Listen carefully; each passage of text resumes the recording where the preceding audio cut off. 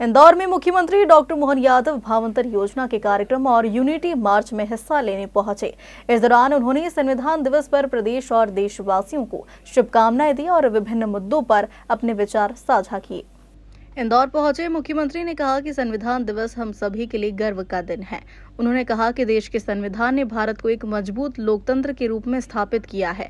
प्रधानमंत्री नरेंद्र मोदी ने भी संविधान को नमन करते हुए शपथ ली और आज देश संविधान की पवित्र आत्मा के साथ आगे बढ़ रहा है। सीएम मोहन यादव ने कहा कि प्रधानमंत्री मोदी संविधान की मूल आत्मा को धरातल पर उतारने का कार्य कर रहे हैं। उन्होंने कहा कि आज का दिन सौभाग्य का है क्योंकि लौह पुरुष सरदार वल्लभ भाई पटेल की 150वीं जयंती है। 900 किलोमीटर का यूनिटी मार्च मध्य प्रदेश से होकर गुजर रहा है, जिससे पूरा देश एकता और अखंडता के संदेश के साथ सरदार पटेल को स्मरण कर रहा है। मुख्यमंत्री ने भावांतर योजना को किसानों के लिए बड़ी सौगात बताया।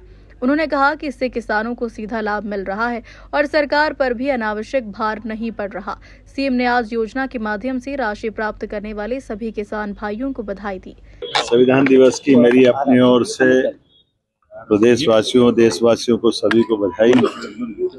लगभग 1000 साल की गुलामी के बाद जब देश स्वाधीन हुआ, ऐसे में संविधान के माध्यम से हमारी सारी प्राचीन अच्छाइयों को समेटते हुए दुनिया के भी कई सारे देशों के अच्छे बातों को जोड़ करके जो संविधान की अनुपम देन स्वतंत्र भारत को मिली, हम सबको अपने संविधान पर गर्व है।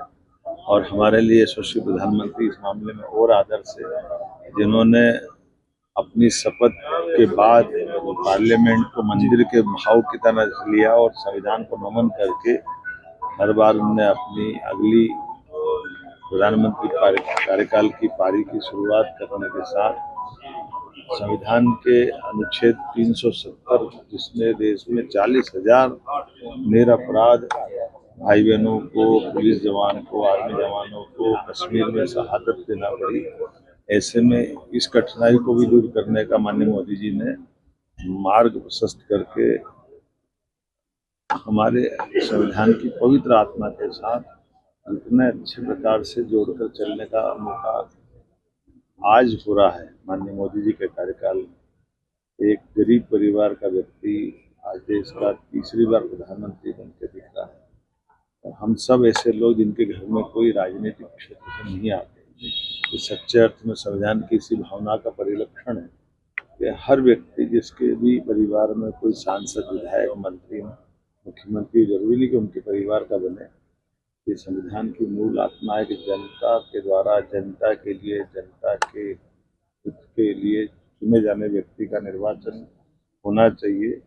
तो दुनिया के अंदर सबसे बड़ा गणतांत्रिक देश भारत है और आज उसके माध्यम से दुनिया भारत के प्रति नमन कर रही है, तो उसका सबसे बड़ा आधार संविधान है। आइए हम सबको सर यूनिटी मार्च में भी जा रहे हैं, इसके बाद भावांतर योजना का दो आपके बड़े कार्यक्रम हमारे लिए सौभाग्य की बात है। अपने लिए आज सरदार वल्लभ भाई पटेल ने, जिनने हमारी इस भावना के आधार पर जो देश स्वाधीन हुआ, अंग्रेजों ने चालाकी के आधार पर देश के 600 रियासतों को स्वतंत्र करके भारत को फिर टुकड़ों में देखा था। ये सरदार वल्लभ भाई पटेल थे, जिन्हें प्रधानमंत्री रहते हुए गृह मंत्री के नाते से देश की सारी रियासतों का विलीनीकरण करते हुए वर्तमान के राष्ट्र का सशक्त रूप अगर कहीं बनाया तो सरदार वल्लभ भाई पटेल के माध्यम से।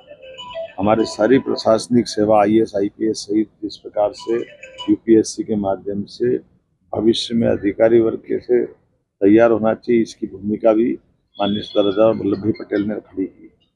ऐसी कई चुनौतियों का उन्होंने सामना किया, तो सरदार वल्लभ भाई पटेल के विराट व्यक्तित्व को लेकर के केवड़िया धाम में माननीय मोदी जी ने विराट प्रतिमा भी बनवाई और हम सबको गर्व है उनकी 150वीं जयंती में पूरा देश एकजुटता से उनको स्मरण कर रहा है। भावांतर योजना की सोयाबीन, हमारा ये पूरा मध्य प्रदेश सोयाबीन स्टेट है। पूरे देश में सबसे ज़्यादा कहीं सोयाबीन होती किसी राज्य में तो मध्य प्रदेश में होती है। ऐसे में 2016-17 की ये भावांतर योजना माननीय मोदी जी सरकार द्वारा जो लागू की गई थी, आज हम किसान भाई बहनों के बीच न केवल ये योजना का लाभ मिल रहा बल्कि शासन का भी बहुत सारा श्रम और पैसा बच रहा है। एक तरफ हमारा किसानों को लंबी लंबी लाइन में तुलावटियों के आगे खड़े रहना, वहाँ कठिनाई उठाना, FAQ और 50 तरह की झंझटों के बीच सीधा माल तोलो और भावांतर का लाभ लो, ये बड़ी सौगात है। मेरी अपनी ओर से एक बार फिर किसान भाई बहनों को इंदौर से हार्दिक प्रजापत की रिपोर्ट।